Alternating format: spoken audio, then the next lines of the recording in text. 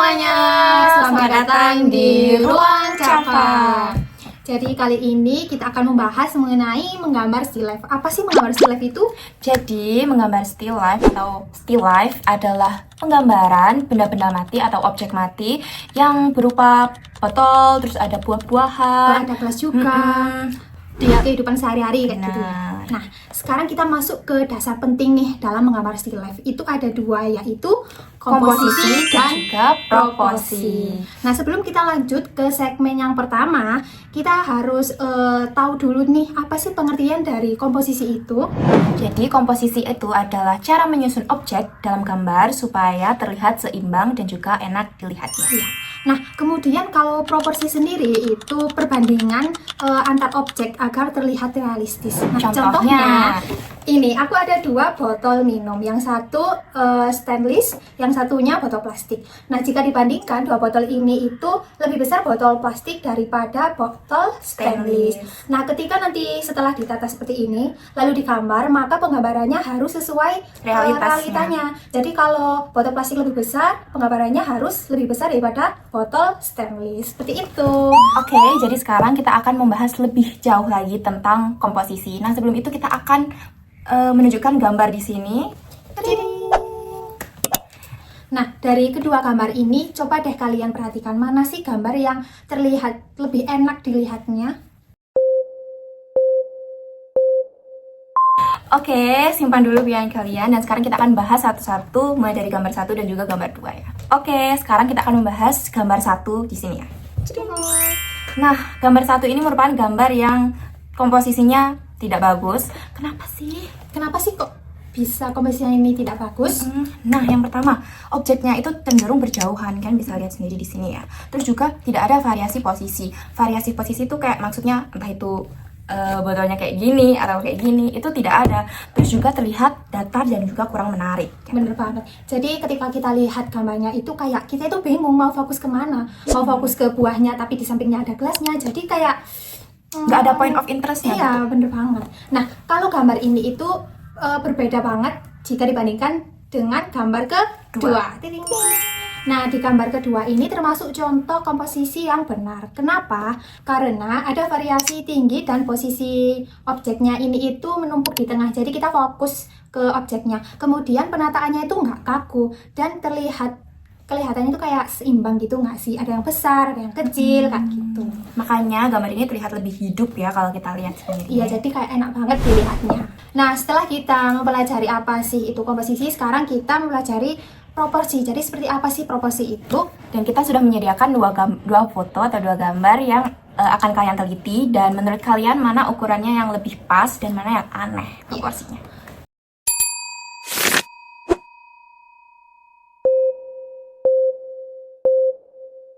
Oke, jadi simpan dulu jawaban kalian. Nah, kita bahas dulu nih. Pertama kita membahas di gambar Gambar 1. Nah, di gambar 1 ini itu termasuk contoh proporsi yang kurang tepat. Kenapa? Karena ukuran antar objek ini tidak seimbang. Dan ada benda yang terlihat terlalu besar, juga benda yang terlihat terlalu kecil. Coba kalian lihat tempat kue. Nah, tempat kuenya ini itu terlalu kecil dibandingkan dengan teko airnya. Sedangkan teko airnya ini terlalu besar dan seharusnya ukuran teko airnya itu sama pas dengan botol plastiknya seperti itu. Juga untuk keseimbangan atau sama ukurannya di botol plastiknya itu dia itu kayak miring-miring seperti itu guys. Jadi kayak kurang banget kayak gitu. Jadi walaupun bentuknya mirip-mirip ya, itu tetap bisa kelihatan tidak masuk akal. Berbeda banget kalau di gambar 2 ini. Ini masuk ke dalam proporsi yang benar.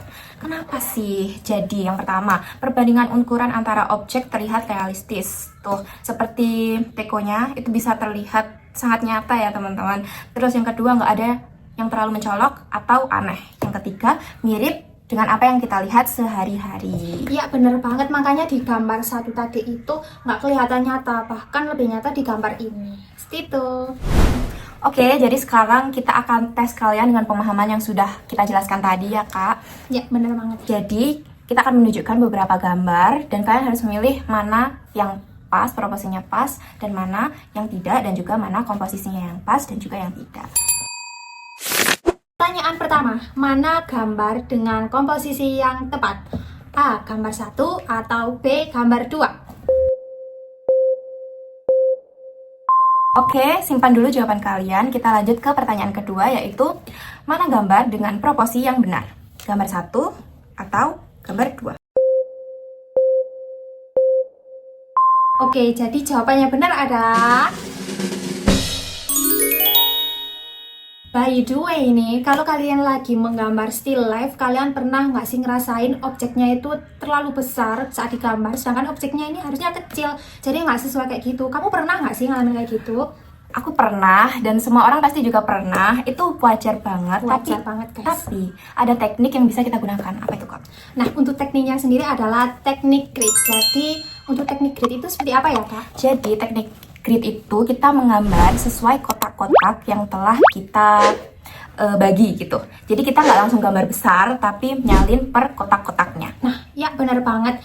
Dan ada beberapa aplikasi yang mungkin bisa kita rekomendasikan ke kalian. Itu ada aplikasi Grid dan ada aplikasi Grid Maker kayak gitu.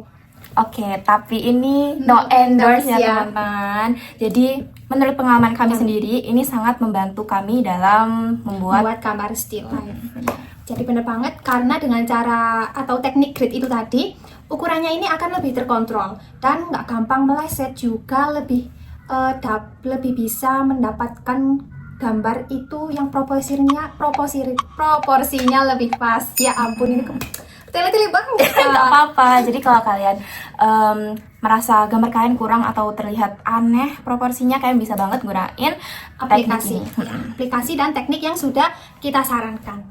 Jadi kesimpulannya, kalau komposisi salah itu berarti gambarnya tidak nyaman untuk dilihat. Tapi kalau proporsinya yang salah, itu gambar jadi nggak realistis, tidak sesuai dengan apa yang kita lihat sehari-hari, dengan realitanya. Oke, selanjutnya setelah komposisi dan proporsi, ada satu hal lagi yang kita bahas, yakni pencahayaan atau gelap terang. Nah, sebelum kita lanjut nih, aku akan menampilkan dua gambar sebagai berikut. Nah, dari dua gambar ini, menurut kalian nih, mana yang lebih terlihat hidup? Kalau kalian jawab nomor 2, kira-kira apa sih yang membuat gambar ini terlihat hidup? Objeknya kah? Atau ada yang besar, ada yang kecil kah? Atau malah bayangannya atau gelap terangnya? Jadi, untuk mengetahui hal itu, kita akan memberikan video untuk kalian lihat. Jangan lupa kalian harus fokus ke dari mana datangnya cahaya, bagian terang dan juga gelapnya, dan serta juga bayangannya.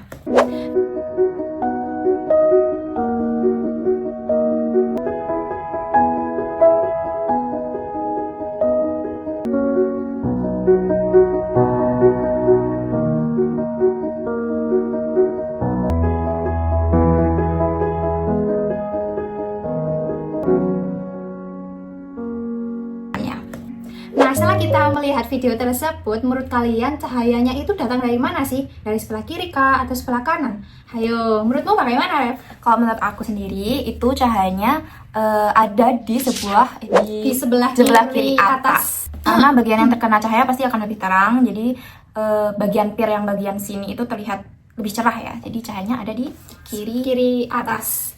Nah, kemudian kalau kita lihat lagi nih, di bagian bawah objeknya tersebut itu kan ada bagian gelap. Nah, bagian gelap itu adalah bagian yang tidak terkena cahayanya atau biasa disebut bayangan. Terus bayangan ini tuh jatuh ke arah berlawanan dari cahaya. Contoh tadi, kalau cahayanya berada di sini, jadi bayangannya ada di sini, di bawah objeknya. Dan juga objek bayangan akan terlihat lebih gelap, dan sebaliknya jika jauh, maka objek bayangan juga akan terlihat lebih samar kayak gitu. Nah, karena itulah ketika kita lihat gambarnya yang isinya objeknya itu mungkin saling berdekatan, pasti di bagian celah-celah antar objek itu akan terlihat hitam banget, terlihat bayangannya yang sangat pekat banget. Contohnya kayak buah anggur. Di buah anggur itu kan buah anggur kan bulat-bulatnya itu selalu berdekatan ya. Di bulat-bulatan itu selalu ada kayak celah antar bulatan-bulatan tersebut. Nah, celahnya itulah gelap, yang bagian bayangan yang dekat dengan objeknya itu akan terlihat gelap banget. Tetapi kalau bayangannya itu jauh dari objeknya, maka akan terlihat samar. Jadi benar banget. Nah, kalau kita lihat lagi objeknya itu kan pasti ada transisi ya, kayak ada yang terang, kemudian ada yang sedikit gelap, kemudian ada yang gelap banget. Nah, itu apa sih namanya? Jadi itu namanya adalah gradasi. Seperti yang udah dijelaskan sama Kak Susi tadi, jadi gradasi itu ada yang gelap banget, samar, dan juga ada yang terang banget. Iya, makanya dari itu objeknya itu kan kelihatan nih punya volume. Ya, punya volume kayak 3D, 3 dimensi kayak gitu. Jadi ketika kita lihat gambarnya, otak itu langsung merangsang kayak, oh ini ternyata gambarnya buah pir kayak gitu. Beda kayak gambar yang kita lihat di pertama tadi, itu kita masih belum tahu ya itu benda apa, buah apa. Sedangkan dengan gelap terang ini kita jadi tahu, oh ini buah ini atau benda ini. Kayak bentuknya ini datar atau bukan, bentuknya ini mempunyai volume kayak gitu. Jadi Terlihat kita jelas. Yes, bener banget. Oke, sekarang kita akan menjawab pertanyaan kita tadi dari 2 gambar yang sudah kita berikan di Awal video tadi. Jadi mana gambar yang terlihat hidup? Jadi jawabannya adalah Gambar ini. Neng. dan sekarang kita akan lanjut ke Kesimpulannya. Jadi kesimpulannya gambar sea life itu kalau yang tepat itu pasti ada arah cahayanya yang jelas. Kemudian ada perbandingan antara terang yang bagian mana, kemudian yang gelap itu yang bagian mana, dan pasti ada bayangannya. Sedangkan yang tidak kurang tepat, bayangannya itu tidak ada bayangan ya.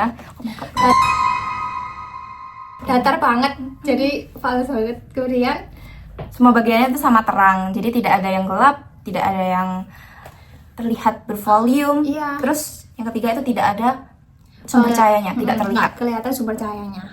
Nah, untuk yang terakhir kita punya pertanyaan untuk kalian. Nah, sekarang kita mau tanya ke kalian untuk tes ke pemahaman kalian itu. Oke, jadi kita ada gambar ya. Ada gambar dan sebagai berikut.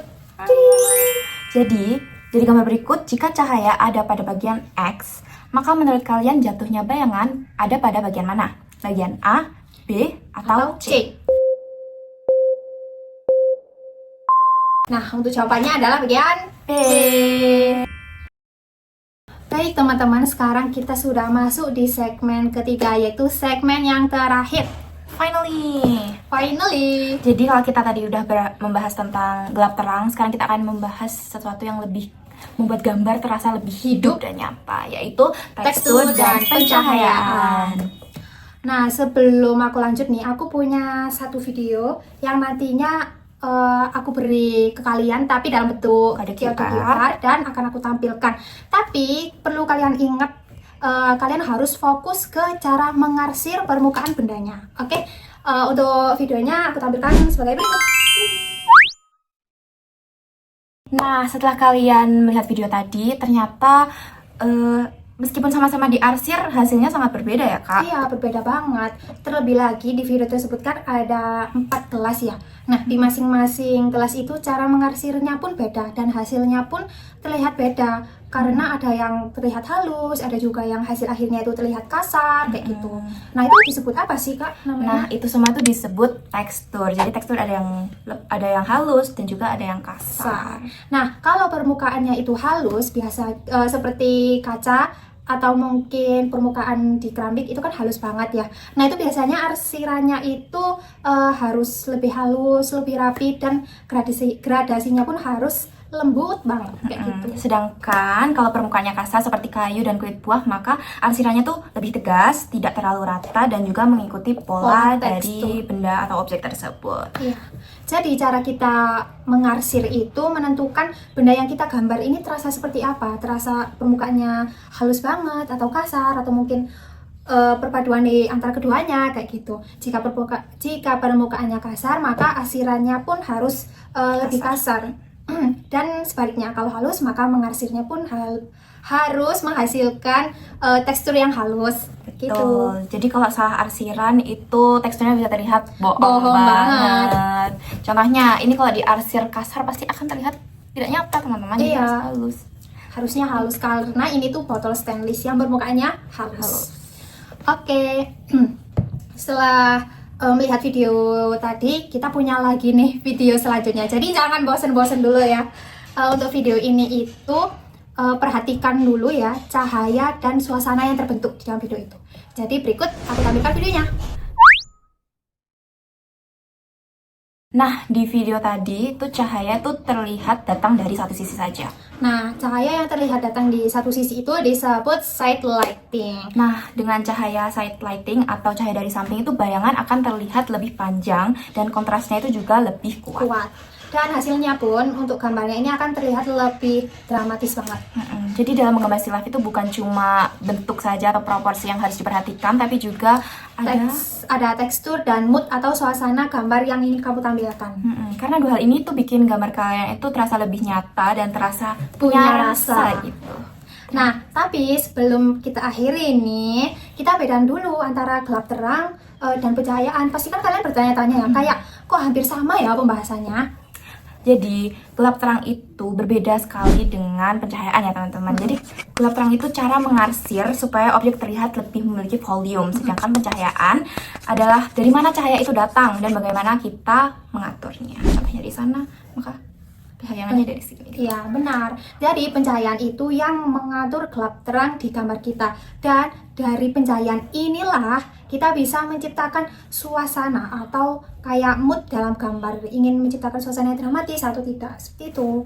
Dan ternyata menggambar still life itu tidak sesederhana itu. Iya, tidak segampang itu guys. Ada prinsip-prinsip yang harus kita terapkan dalam menggambar still life ini ya ternyata. Iya, karena ada beberapa hal yang harus diperhatikan, mulai dari komposisi, yaitu cara menyusun objek supaya enak dilihat, dan proporsi yang ukurannya ini harus sesuai dengan kehidupan nyata, kayak gitu.